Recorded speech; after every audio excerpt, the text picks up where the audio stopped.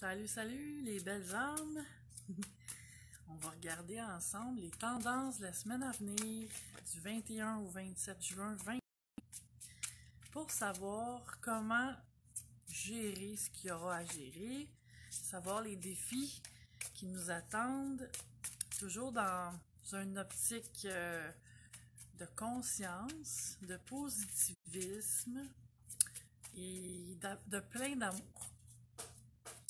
Donc, c'est un tirage général. Je me connecte aux énergies des personnes qui vont écouter la vidéo, peu importe quand. Et en disant ça, la première carte sort.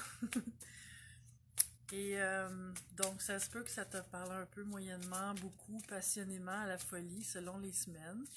Salut, salut la belle Nathalie! Et donc, tu prends ce qui résonne avec toi. Et tout peut être adapté dans un sens à ta situation, étant donné que c'est un tirage général, j'y vais avec les grandes lignes.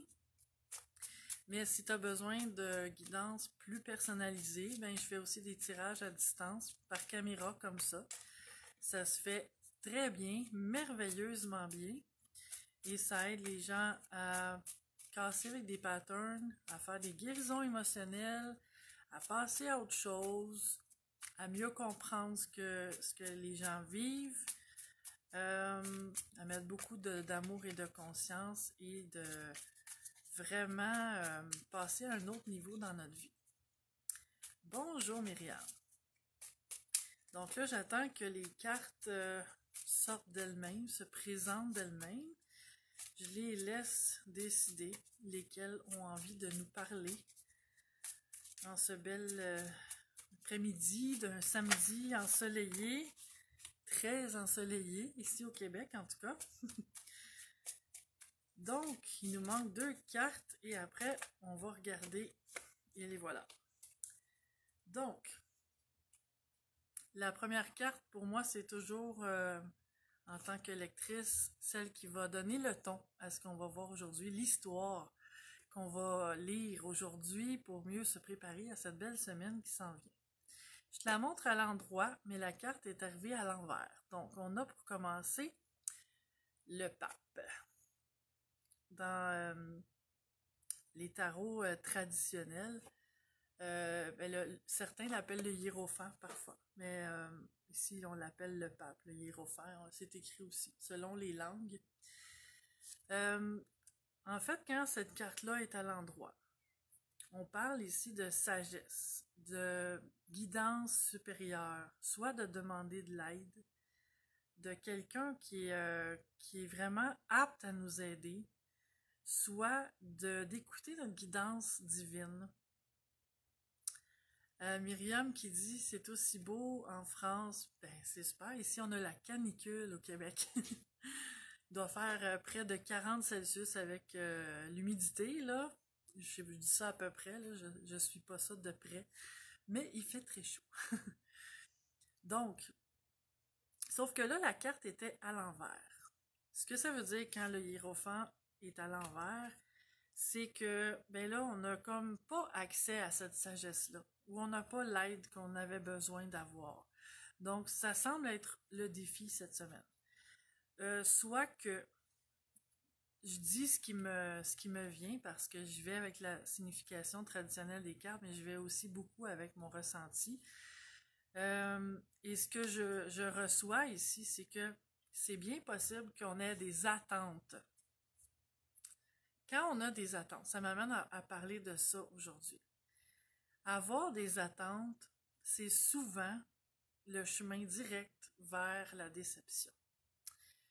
Parce que si j'ai l'attente de quoi que ce soit dans la vie, j'ai aucune garantie que les choses vont se passer exactement comme je le conçois. J'ai aucune garantie que les gens vont être, dire, faire, penser, agir, réagir selon mon optique à moi. Les gens sont pas mes marionnettes et parfois, ce que j'aimerais entendre d'eux, c'est pas ça qui va sortir de leur bouche. Donc, mes besoins sont pas nécessairement répondus par l'univers, par mon entourage, par les gens autour de moi. Et c'est correct. Là où je veux en venir, c'est que c'est pas toujours facile de faire le tri. La ligne peut être mince entre ces deux pôles-là, d'avoir des attentes que ce soit irréalisable ou que les autres n'ont pas, dans le fond, à répondre à mon besoin, que c'est à moi qui ai à apprendre à le faire par moi-même. Ça se peut aussi que ce soit parce que je donne trop et que je reçois pas assez. Et que là, il y a un déséquilibre qui est causé, premièrement, parce que je participe à ce qui se passe dans ma vie, évidemment. On est l'acteur principal de notre vie. Et c'est à nous, personnellement, de faire cette espèce de bilan-là, cette prise de conscience-là, de dire, est-ce que j'ai trop d'attentes envers l'extérieur, envers les gens, envers la vie? Est-ce que je prends pas assez les choses comme elles viennent? Et que je suis toujours en critique intérieure à me dire que ça aurait dû être autrement, que cette personne-là aurait dû réagir d'une autre façon, qui colle plus et mieux à ce que moi j'aurais eu besoin. Ou est-ce que j'ai tendance à trop donner, trop en faire, trop aimer, trop donner de ma personne, de mon temps, de mon énergie, dans une énergie, dans le fond, de dépendance à l'autre, parce que ce que j'ai besoin, c'est qu'il me retourne cette énergie-là, ce temps-là, cette attention-là. Donc, c'est ce que je vois ici, ce serait une belle question à se poser, d'observer, sans supposer. Parce que parfois, quand c'est des comportements inconscients, on ne les voit pas nécessairement. Donc, sans supposer que non, moi je n'agis pas comme ça, non, je ne suis pas comme ça, c'est pas comme ça que ça se passe pour moi, d'être simplement observateur cette semaine.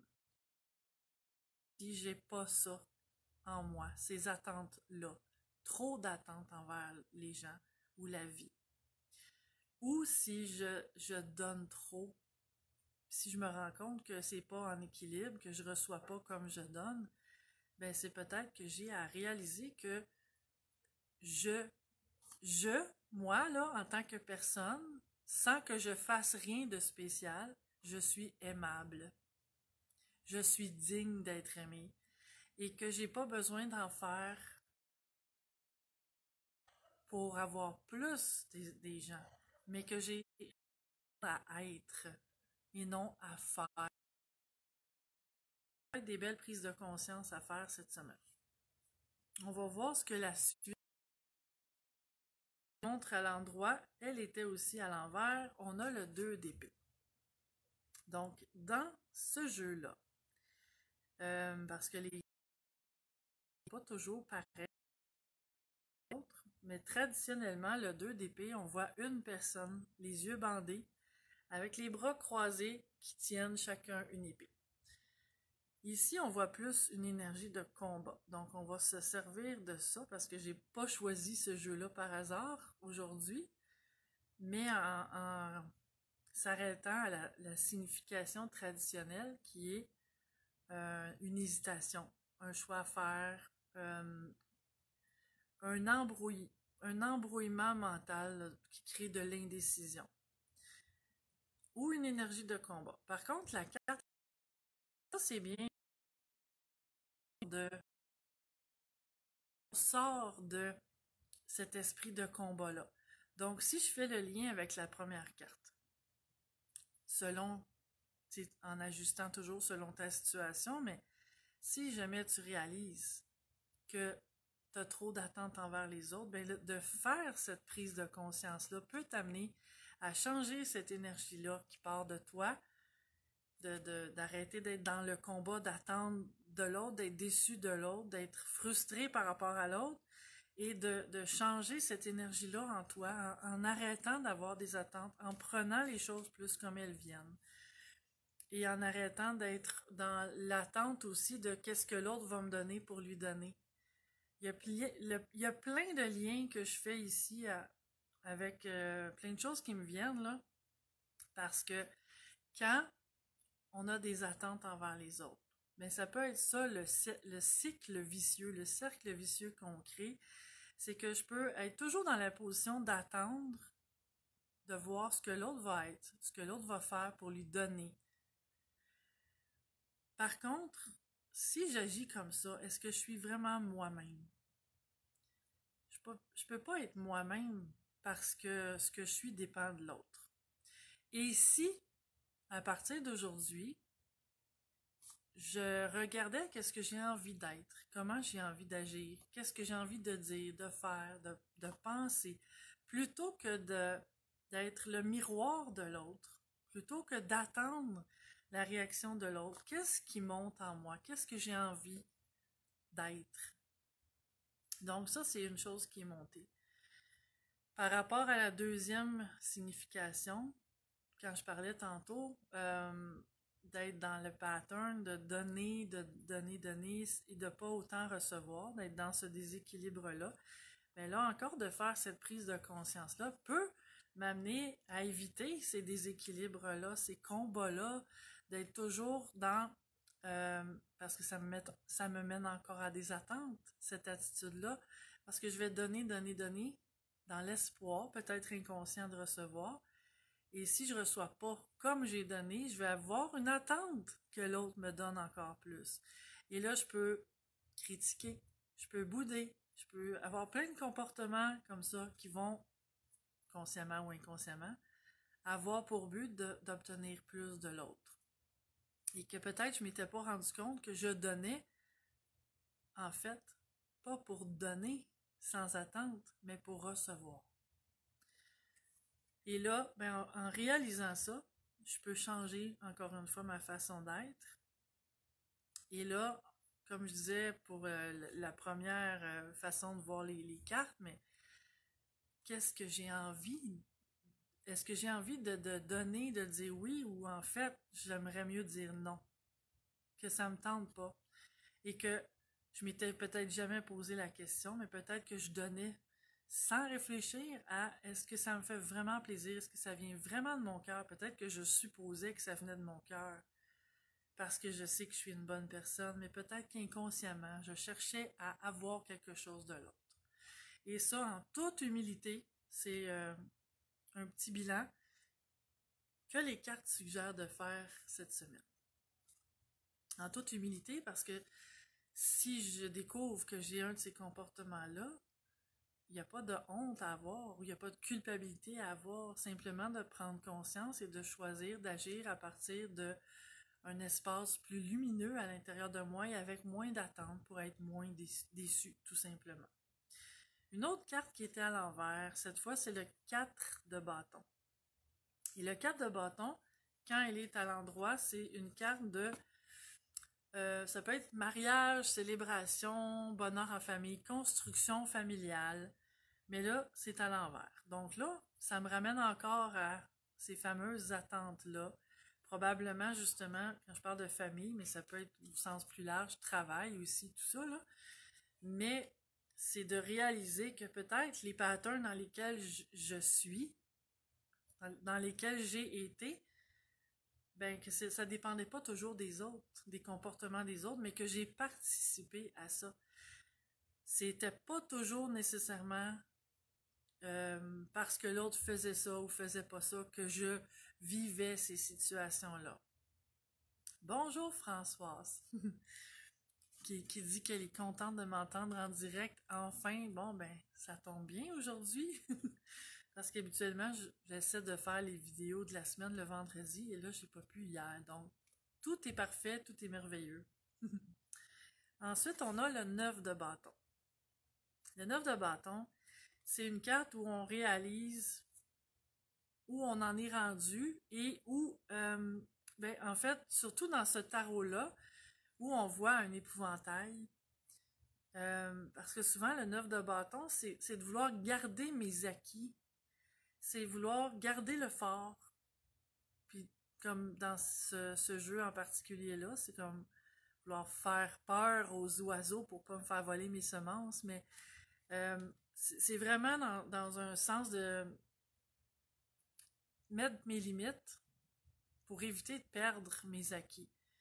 Et cette attitude-là aussi peut m'avoir causé des patterns dans ma vie.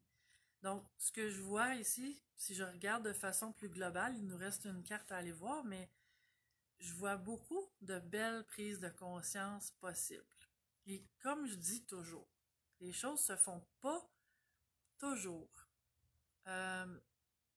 comme ça par magie, hein, sans que j'intervienne, que la conscience me tombe dessus, la conscience divine.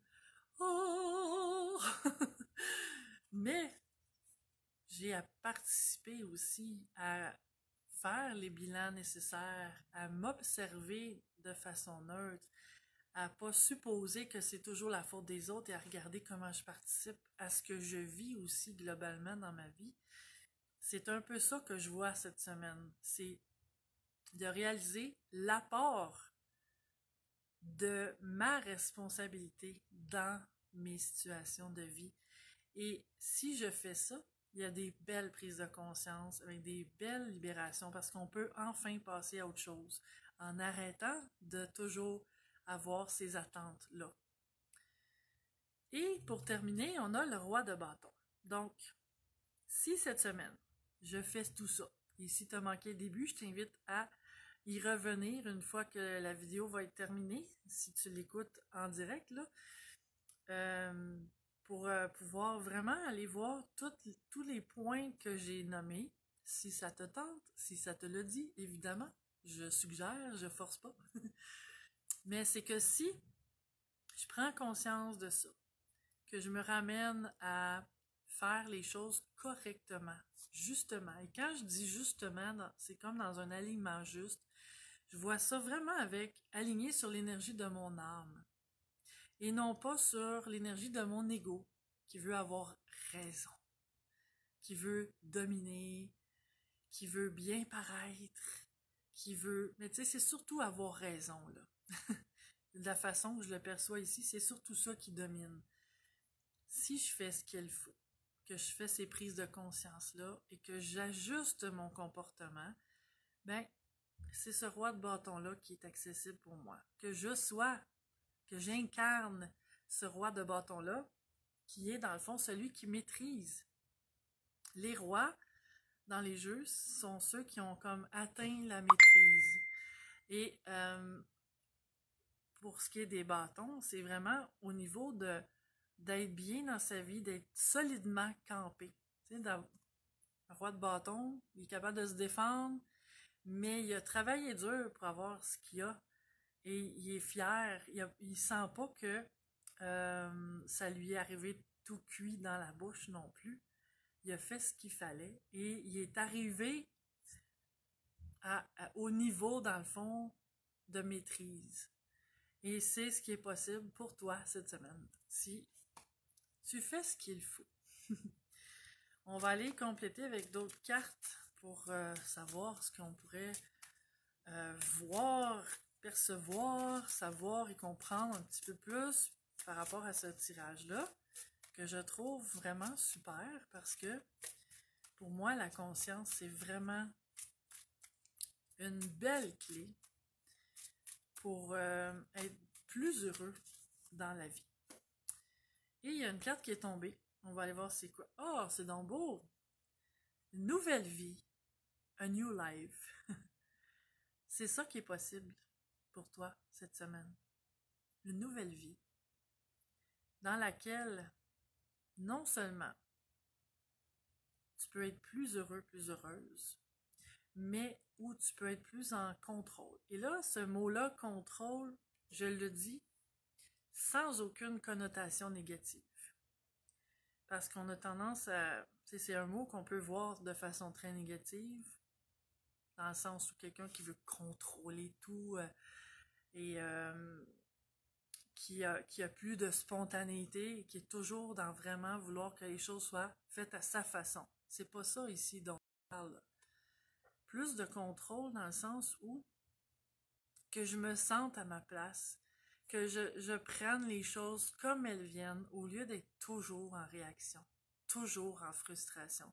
Si c'est ton cas, si en toute honnêteté, si tu te regardes face à face et que tu réalises que tu es toujours en frustration, toujours en réaction, qu'il y a toujours quelque chose qui va pas, qui cloche, que ce soit en toi, en les autres, en la vie en général, c'est juste une question de perception. C'est juste une question d'attitude qui peut tout faire changer ça, qui peut faire toute la différence pour accéder à cette nouvelle vie-là. Nouvelle vie parce que tout va être différent et tout va être beau. Des arcs-en-ciel, ça va bien aller. Mais magique dans le sens où si avec moi-même, je vais l'être aussi avec les autres. Et je peux l'être aussi avec la vie. Mais ça commence ici.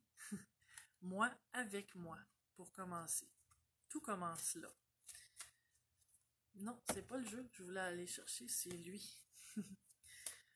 Une autre petite carte pour aller compléter ce tirage-là. Qu'est-ce qu'on a de plus à rajouter là-dessus? Une autre carte qui est tombée. Et on a la carte de l'âme sœur. Intéressant. Pour ceux et celles qui ont des difficultés dans leur relation amoureuse, ça peut être parce qu'une âme sœur, c'est pas qu'une relation amoureuse, hein, ça peut être une âme sœur dans notre famille, ça peut être une âme sœur en amitié. Ce que je vois ici, c'est de faire ces prises de conscience-là peut amener à vraiment réaliser que les complications que j'avais avec une personne qui est en fait mon âme sœur, de pouvoir le réaliser, là. Parce que ce que je veux dire, je vais le dire en d'autres mots parce que je sens que c'était pas clair de la façon que je l'ai transmis. C'est que des liens que j'ai avec une ou d'autres personnes, le fait de changer ma façon de voir les gens, le fait de changer ma façon de réagir dans les situations, tout ce dont je parlais depuis le début dans le tirage, là, ça peut faire en sorte que je réalise que finalement certaines relations sont pas compliquées. Que c'est ma façon d'être peut-être sur la défensive ou en ayant ces fameuses attentes-là qui sont de trop et qui font que c'est ça qui compliquait les choses depuis le début.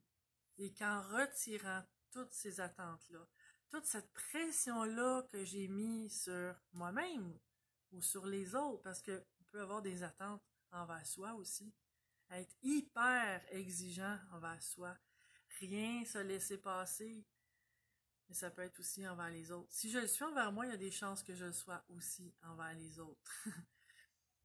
Mais tout ça peut faire en sorte que je réalise que certaines relations, finalement, deviennent simples. Que ça enlève la complication, ou en tout cas beaucoup de complications.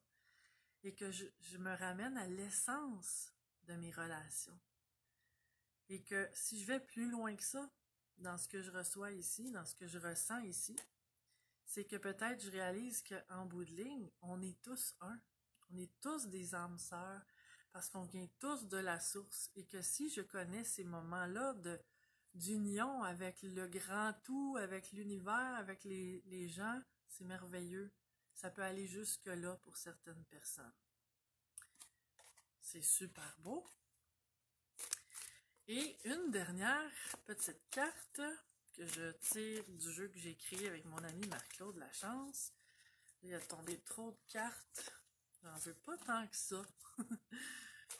Et en passant, j'en parle pas toujours, mais si jamais ça te tente de te procurer ce beau jeu de cartes inspirant ou un de mes livres, ben, je t'invite à aller voir mon site internet www.sophie-martel.com. Dans la section boutique, il y a mes livres, les jeux de cartes, etc. Donc, on a la carte Beau temps, mauvais temps, qui dit « Ça prend à la fois de la pluie et du soleil pour fabriquer un arc-en-ciel. » Donc, moi, quand je vois cette carte-là, ça me ramène toujours à dire que souvent on aime bien les arcs-en-ciel, il est très symbolique en ce moment avec le fameux virus. Mais pour créer un arc-en-ciel, ça prend de la pluie et ça prend du soleil. Et Dans la nature, ces deux pôles opposés-là sont tout à fait nécessaires et essentiels à la vie. Parce que pas de soleil, il n'y a pas de vie, mais pas de pluie, il n'y a pas de vie non plus. Donc, puis l'être humain étant ce qu'il est, salut José en passant, l'être humain étant ce qu'il est, comme là en ce moment, on a une période de canicule au Québec. Il annonce pas de pluie pendant, en tout cas, je suis pas la météo à tous les jours, là, mais j'entends là, qu'il annonce pas de pluie avant au moins quelques jours et il fait très chaud et ça fait déjà quelques jours que ça dure. Mais, quand il fait chaud, on veut qu'il fasse frais. Quand il fait frais, on veut qu'il fasse chaud. Quand il fait trop soleil, on veut de la pluie, puis quand il pleut tout le temps, ben on veut du soleil. Hein? L'être humain est comme ça. On est des drôles de bébites, vraiment. Mais ce pourquoi je dis ça, c'est que on a besoin des deux. Et si je vais plus loin que ça encore, c'est que sur la Terre, c'est ça. Ça résume bien, dans le fond, la vie sur Terre. Il y a de tout. Il y a du positif, il y a du négatif. On a besoin des deux. Pas parce que le négatif est souhaitable plus que le positif, ou que le positif est pas plus, est pas mieux que le négatif. C'est juste parce que c'est le monde des possibilités ici sur la Terre. Tout est possible, du blanc au noir, dans toutes les nuances de gris. Il y a l'histoire 50 nuances de gris, là. Mais il y en a bien plus que ça, des nuances. Tout est possible, du plus merveilleux au plus horrible. On est venu ici pour expérimenter tout ça. Et en tant qu'être humain, on a besoin de tout ça. En tant qu'homme, on vit dans une partie de nous vit dans des plans supérieurs de conscience. Mais en tant qu'humain, étalage infini de possibilités-là qu'on est venu expérimenter. Et, ben, c'est pas pour rien. On a à en tirer le nectar de tout ça. Donc, sur ça, je te souhaite la meilleure des semaines dans une belle conscience, qui est toujours, la conscience est toujours doit toujours être accompagnée d'amour, parce que sinon, c'est pas de la conscience. Hein? Si jamais ces vidéos-là que je fais te parlent, si tu es inspiré à les partager, je t'en remercie. Merci d'être là et on se revoit bientôt. Merveilleuse semaine. Ciao!